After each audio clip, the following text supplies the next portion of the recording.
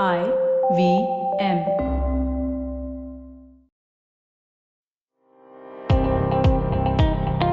Welcome to All Things Policy, a daily podcast supported by Pragati, a flagship media initiative of the Takshashila Institution. We're a bunch of policy nerds based in Bengaluru, and we like to bring a fresh perspective to Indian affairs and an Indian perspective to global affairs. So grab a cup of coffee, sit back, and join us for today's chat. Hello and welcome to another episode of All Things Policy, your favorite daily public policy podcast by the Takshashila Institution. I am Anushka Saxena, a research analyst with the institution's Indo-Pacific Studies program, and today I'll be quizzing Manoj Kewalramani, the chairperson of the program, on Xi Jinping Thought on culture and the meaning behind this push towards ideological and cultural work. Welcome, Manoj. Thank you so much, Anushka. Right. So recently we saw that the Central Committee of the Communist Party of China concluded a national conference on propaganda and ideological work. And the big announcement Xi Jinping made there was the institution of a Xi Jinping Thought on culture. Now it's one in the seven thoughts that can be attributed to Xi Jinping, apart from the many other dictums he's kind of been known to lead.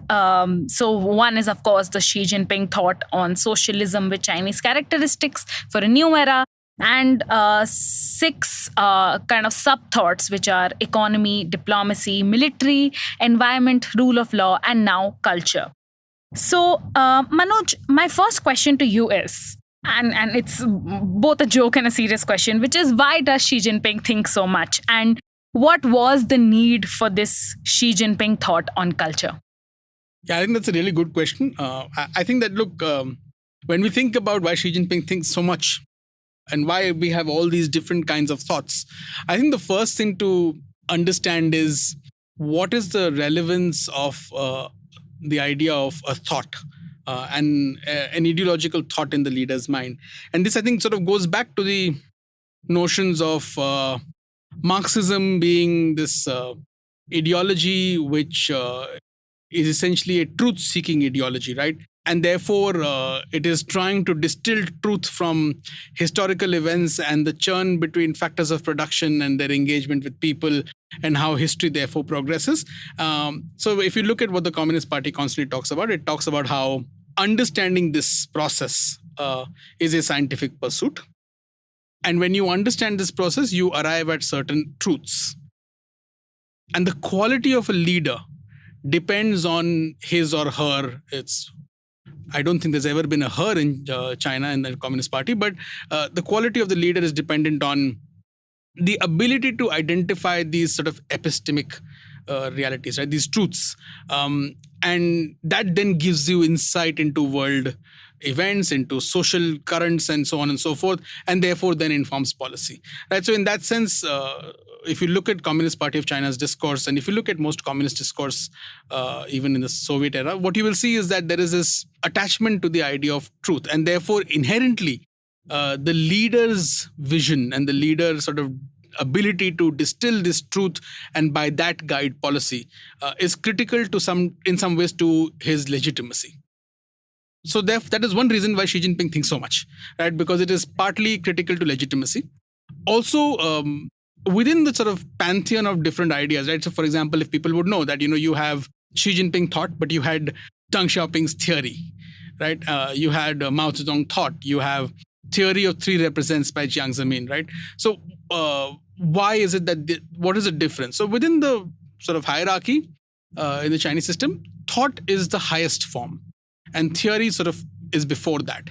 And of course, then if you have your name attached to a thought, it gives you a special sort of unique position. There are only two people in China who've had a name attached to their thought, which is Mao Zedong and then Xi Jinping now. So it places him at this certain position.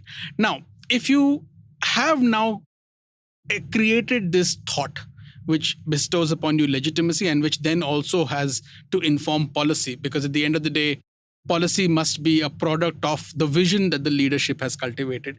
It has to have implications for all aspects of society, because within in Marxist context and within the Communist Party system, the Leninist party state system, the party states sort of embeds itself in all aspects of society. So therefore, you must have views on all aspects of society. And culture is a critical aspect of society in general, but also in Marxist discourse and theory. So therefore, you must have a Xi Jinping thought on culture. So the answer to why Xi Jinping thinks so much is because if he has to sustain the status as a leader, of the kind of status that he's acquired and the kind of status that he wants to sustain, he must think so much. Right. So what I understand from that is that why Xi Jinping thinks so much is not only because, like you said, his thought is important for his legitimacy, and it's kind of proof that this leader cares about the realities and cares about distilling the purest form of truth, but also because thinking is more important than theorizing.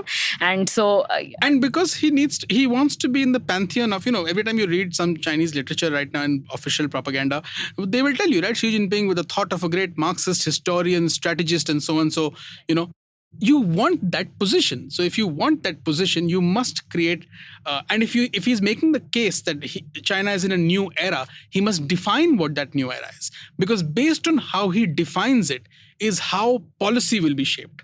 And therefore, he must define sort of the components of that new era for different aspects of society. Right. Absolutely. So, right, there's, of course, a very strong personal imperative attached here. And it's also directly linked to the fact that within the Chinese ideological framework, it's not pure Marxism, but also Marxism that evolves and adapts to the Chinese realities. And that's why it's Chinese characteristics, socialism with Chinese characteristics, right? So, of course, this is like Xi Jinping's legacy and mark adaptation of Marxism in Chinese realities. And so, on the subject of what this truth, what this thought and reality is, what do you make of what was said at this national conference and even in the past about culture and ideological work? Like, for a fact, we know that in 2016 or 2017, 4 self-confidences were made part of the CCP charter, and one of them was self-confidence in culture of socialism with Chinese characteristics. And so do you think this kind of Xi Jinping thought, one of the pillars is to push this confidence in the culture, and what other aspects or pillars do you think kind of make a part of this? Even though the announcement is very new, I wanted to know your thoughts. So I think if you look at this conference, right, so this conference on national sort of ideological, cultural and propaganda work conference, it happens once every 5 years. Under Xi Jinping's tenure, this is the 3rd conference that has happened. At each of these conferences, if you see, you will see a general evolution of his views. And today, those views are sort of concretized within this one thought, right? So they've been given much more formal shape. But you will see this sort of general evolution of what Xi Jinping's view on culture is. I think we need to sort of step back and first understand what is the scope of when he says culture. What does he mean? Because culture can be very abstract, right? So let's try and pin down specific things. You will have the role of the media, the news media. You will have the role of mainstream, entertainment, television, gaming, the internet, cyberspace as a whole.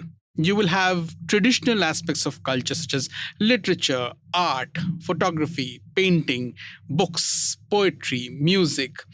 So you have a wide scope of things which will fall within the category of culture, right? And you will have lots of industries that therefore come within the category. So for example, gaming industry is one thing that will come within this category, right? So when the Chinese say culture, they mean this sort of broad scope of things.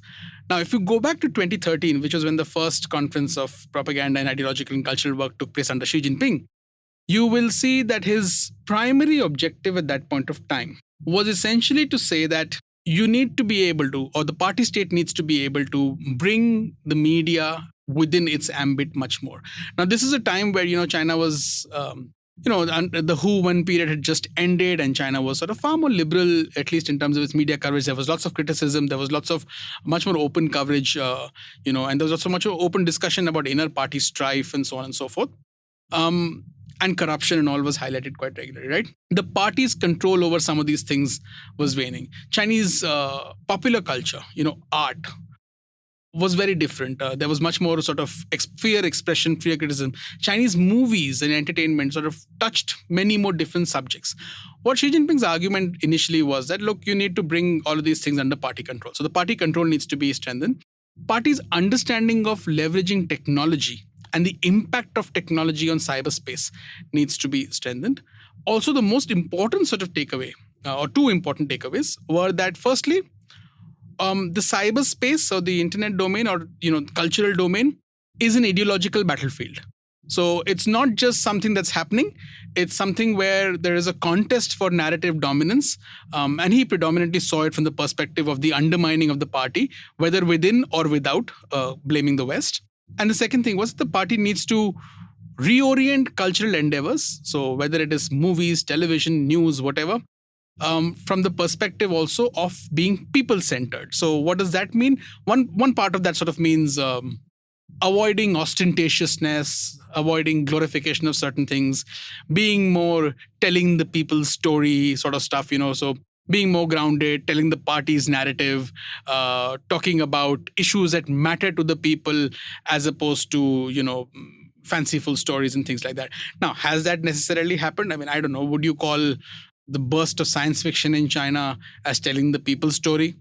Would you call different kinds of music emerging from China telling the people's story? But what Xi Jinping has been basically doing is that everything must go back to this idea of communist, people-centered roots, and so that's how the media needs to also focus. And of course, the primary objective of all of that is to strengthen the party's legitimacy. In 2018, there was structural efforts that was taken to try and shift this, right? So I think in 2018 is when Xi Jinping visited a bunch of media organizations and he in Beijing, and he said something like, oh, you must carry the party's voice, or the party must be the media surname, right? So the emphasis is essentially that you must enhance party control and you must create a sense of distinctness about China and distinct success of China and the Communist Party, so that you ward off potential quote-unquote color revolutions, which is essentially efforts by what he sees as the West undermining the legitimacy of the Communist Party. So craft compelling narratives which support the party-state system. In this conference, he put out what are called these 7 exertions, efforts, aspects, which essentially reiterate some of these ideas, right? They talk about strengthening the party's leadership over propaganda, ideology, and culture, deepening the sense of socialist ideology as this guiding and leading force for society, applying socialist core values, strengthening the credibility and influence of media. Important that he's still talking about the need for the credibility of the media to be strengthened. Transformation of relying on Chinese culture, so on and so forth. Developing cultural sectors, so industries in that sector without necessarily undermining them, but guiding their development in a certain direction. And you've seen that, right? Today, the biggest hits in China in terms of movies are the more sort of patriotic movies. And, previously you would have different kinds of movies which could be critical. Today you have the more nationalistic, jingoistic, patriotic movies. So I think that's the change that's taking place. Stay tuned to All Things Policy. We'll be right back after a short commercial break.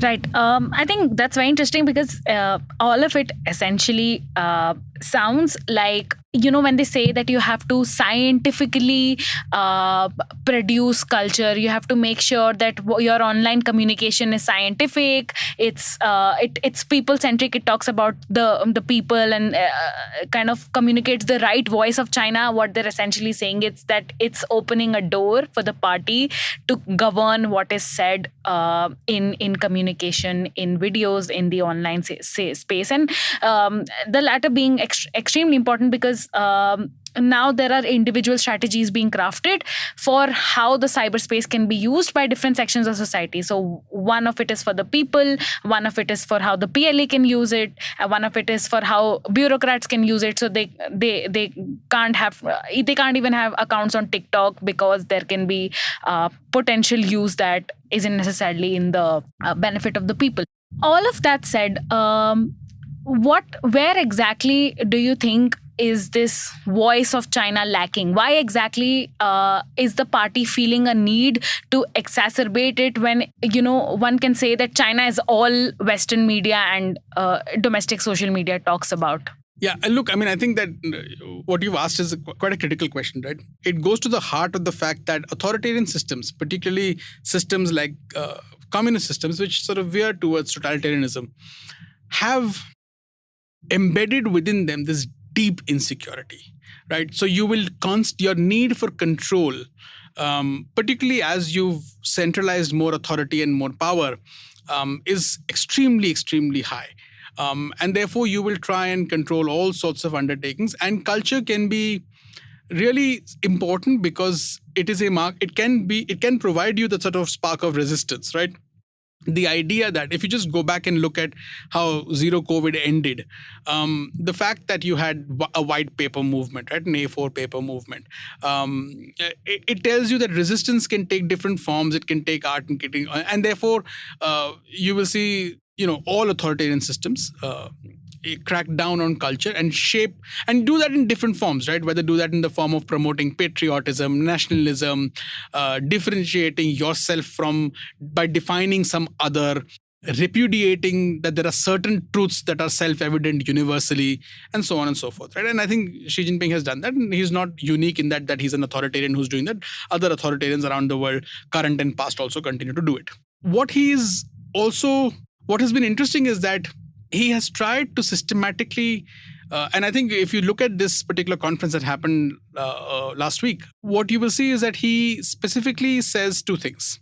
One is that over the last decade, ever since he has been in power, there has been a fundamental shift in the ideological landscape of the country. And which has been a positive shift from his point of view, right? So his control has strengthened. So, and they say that, this is primarily due to Xi Jinping's leadership and the Xi Jinping thought on socialism with Chinese characteristics for a new era, which essentially signifies that they are satisfied significantly with the change that has happened. Yet, when you've defined something as a battlefield, and when you are potentially engaged in what you believe is a systems competition with the West, you will want to keep your guard high. And you will want to snuff out diverse voices. You will want to amplify what you believe are positive voices. An example, again, COVID is a great example, right? Through the years of the pandemic, what you saw was Chinese social media, Chinese mainstream media. The effort that was made by the party state is to try and push the positive agenda of, hey, look, we've handled this the best. The US has handled it perhaps the worst. You had constant negative information about dysfunction in America. And you had constant positive information about beautiful mobilization in China and absolutely perfect policy and everything is wonderful. And, you had comparisons of everything saying that China was doing better than anybody could have imagined and so on and so forth. Of course, when zero COVID ended, there was complete chaos in China. And if it was so wonderful, you would not have seen the kind of protests that you saw. And that complete chaos and the death toll that followed was still not covered. So even today, Chinese media and Chinese official discourse boasts of the fact that we are one of the largest countries in the world with the lowest amount of death toll. But we don't have an official death toll. Right? They stopped publishing numbers once they ended zero COVID after a certain point of time. So this is well thought. And it is well thought because there is deep sense of insecurity about losing the narrative at home. And if you lose the narrative at home, you lose legitimacy to govern. So therefore, you see this sort of construction. The fact that this is today part of canonized thought, to me, that is extremely important because it has implications even beyond Xi Jinping. Right, it becomes part of, like I said, canonized thought, right? So it'll have implications even when Xi Jinping is potentially out of power, right? Because it leaves legacies that subsequent leaders might want to latch onto. And it requires, for leaders to not latch onto that, it requires tremendous political sagacity, which, say, at a certain point of time, Deng Xiaoping showed, right? Because Mao Zedong's successor was latching on to Mao Zedong's ideas when he said the two whatevers. Deng Xiaoping repudiated that. But it took a lot of effort to pass that history resolution in the early 1980s, which repudiated parts of Mao Zedong thought, right? to do that subsequently when Xi Jinping goes, it might be very, very difficult, right? And it requires, again, somebody with political capacity, power, with political heft to be able to do that. At present, there's nobody that seems like they might be in that position. At least when Mao was around, you had this older generation of revolutionaries who could potentially make that shift because they believed in something else. Today, there might be lots of people who believe in other pathways in China, but do they have the political heft? I don't see that at present. So that's why, to me, the idea of this being canonized in thought is really, really important. Right. And that would be the kind of that will have to be a dimension altering political heft, because like we see with Hu Jintao also that a lot of the imprint ideologically and even authority wise in the CMC or in the work he did was from his predecessor Jiang Zemin and even Deng Xiaoping, and that's perhaps also why we don't see his name attached to the scientific theory, right? But yes, so what I understand from it is that it's the reason why this voice has to continue to be amplified, and the emphasis on amplification is because it's not just about being satisfied with the work you've done, but also to make sure that now you've reached the top position and you have to maintain it because the competition is keeping it alive, right? And you mentioned canonization, and one of the important aspects is that it will have ripple effects across the future leadership. But also I feel it is important because it could essentially indicate that some ministries or departments within the party state system will get more authority. So what do you think will be the implications for this on the work that, say, the Ministry of Culture or the United Front Work Department essentially do? Yeah, I mean, look, I don't know if they will get more authority. What I do think will happen is what is currently happening, which is, and for anybody who wants to understand how Chinese political ideas become part of policy and become part of, bureaucracies, this is a perfect time. I would recommend that, if you haven't, go back to Monday and start reading Chinese media for the next 15, 20 days. And what you will see is how when an idea gets concretized, which is at this conference, earlier this last week, was that the outcome was that you had this canonized Xi Jinping thought on culture. Subsequently, you've had reports of different officials from at different levels of governments, whether it is propaganda department officials, whether it is people from the China Writers Association, whether it is social science researchers from the Chinese Academy of Social Sciences, whether it is media outlets, such as CGTN. In today's People's Daily, as we're recording today on Thursday, you have the CGTN deputy director talking about how we'll be studying this so that we can improve our international discourse. So you will have all these different people who work in these related fields, whether within or outside government. And they will start to interpret what these ideas that the leader has finally permitted and they finally become canonized, what these ideas mean for their specific domain. And how do you then implement that, right? And then subsequently, to right now is a process where there is this churn taking place where people are trying to figure out what do these ideas imply for their domain. And again, not all of these ideas are terribly new, so there's already been a process. But now, because it has become canon in thought, the imperative for implementing them becomes much higher, right? Because if you don't, you are actually fundamentally violating what has become core guiding ideology, which can come with stricter consequences. So it becomes, it's an important time to just observe firstly how the interpretation is happening. And then down the road, in some time, you will have reports of people talking about how they have implemented it. So how did they interpret it and how did they implement it, and what were the outcomes? And so, for example, in some cases, if the interpretation is that we must amplify speeches by the leader, you will have newspapers reporting in their final report saying, hey, look, when Xi Jinping gave XYZ speech, we published 78 articles over the next 3 months discussing his speech, right? So that's your reporting mechanism back to your bosses. And you will see all that taking place within the media. So if you're interested in how these things become part of policy, you will see at present. So it would be interesting, particularly if you're observing some cultural industries in China, whether it is entertainment, gaming, social media. Observe currently how and whether policies shift, and in which direction do they shift. Do you see movies which are far more nationalistic, far more patriotic, far more focused on red heritage and all that? Do you see them becoming much more prominent than they are before? Do you see promotions in that direction? Do you see more tourism which is focused on issues of nationalism and so on and so forth? So what do you see happening? And that will tell you how these ideas have been interpreted. What you have seen over the last decade is this: more nationalism, more red culture, more party control, more unified voice from state and media across the board. You see more restrictions on gaming, and so on and so forth, right? So observe what's happening and whether pursuit of profit becomes secondary to pursuit of political correctness. And that will tell you what that political correctness implies. Right. And of course, like you said, this brings a great media opportunity for outlets as much as it is a chance for the party state to kind of amplify the voice. And do we also expect to see some push towards innovation even in this regard? That, some authorities, departments would have the opportunity to innovate.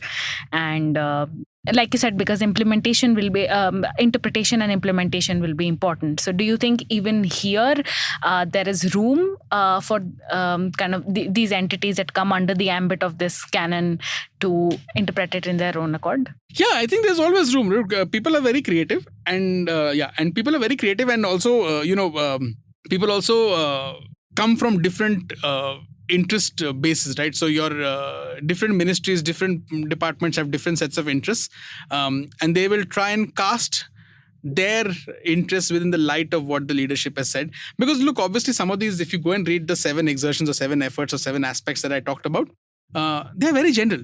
They are very generic, right? And they are open to lots of interpretation, and that's by design, right? You do that by design because you allow for people to interpret and innovate and do different things, but at the same time you want to maintain basically macro control, and that is the goal that you want to keep continuing to enforce. So in that sense, you will see lots of interpretation. You will see, and you will also see a lot of guessing, right? You will see lots of regulatory action which might have been pent up, which you wanted to take, but you didn't know whether you could. But now there might be greater permissibility, and therefore you unleash. And this is what happened, when the whole technology crackdown happened a couple of years ago. A lot of it was pent up regulatory energy, which got unleashed because there was permissibility. And then suddenly there was a rollback that, hey, look, we don't, and that permissibility came when the leader talked about the idea of common prosperity. So I think that there are different triggers and different reasons why things happen. So we'll have to wait and see how this plays out and whether there is any specific implication or not. Absolutely. Thank you so much, Manoj. That was really insightful. And I think the timing is also very ironic because as we talk about more control over media, we've seen the release of the Australian journalist Cheng Li from China. And of course, like you said, we have to wait and watch for the implications. Some implications could, of course, also be for foreign journalists working in China and, whether or not their reportage adheres to Xi Jinping thought and culture. Yeah, I don't think foreign journalists in China are really going to care about Xi Jinping thought and culture. I think their concern will primarily be around, media restrictions have been a product of obviously expanding party control over the information domain, but also a product of geopolitical tensions. And I think that it's a really good sign that Cheng Li was released, and I'm really happy to see her out. She was a former colleague. And it's, but I don't think that has to necessarily do with any of this. I think it has to do with the direction of China-Australia relations. I don't think any one of us ever thought that it had anything to do with national security. Great. Excellent. On that note, thank you so much, Manoj, for your insights. And thank you to our listeners for tuning into another episode of All Things Policy. Thank you. If you liked our show, don't forget to check out other interesting podcasts on the IVM network. You can tune into them on the IVM Podcast app, ivmpodcast.com, or wherever you listen to your podcasts. You can also follow IVM on social media. The handle is @IVM Podcasts on Twitter, Facebook, and Instagram. And hey, if you'd like to dive into Takshashila's research on technology, strategy, and economic affairs, check us out at our Twitter handle @TakshashilaINST or our website takshashila.org.in.